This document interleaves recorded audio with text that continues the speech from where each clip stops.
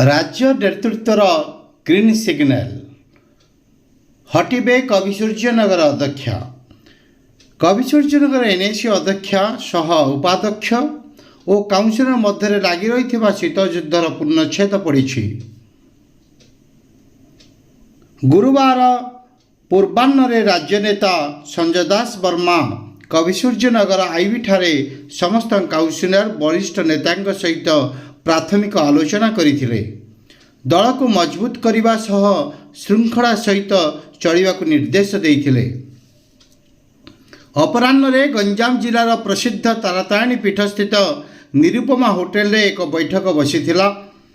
प्राक्तन कविसूर्यनगर उपाध्यक्ष कुमुद चंद्र साहू नेतृत्व में समस्त 17 काउंसिलर युव और वरिष्ठ नेता माने संजय दास वर्मा सहित दीर्घ समय धरी आलोचना करथिले।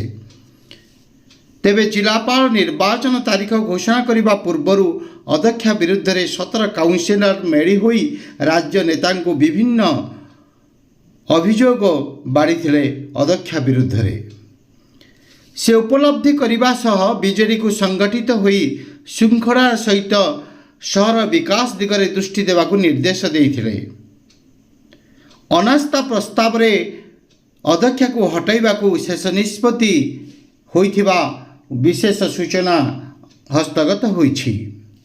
तेबे निर्वाचन पूर्वर अध्यक्ष कोर्टर आश्रय नेबे ना इस्तीफा देबे ताहा देखिबाकू बाकी रहिला।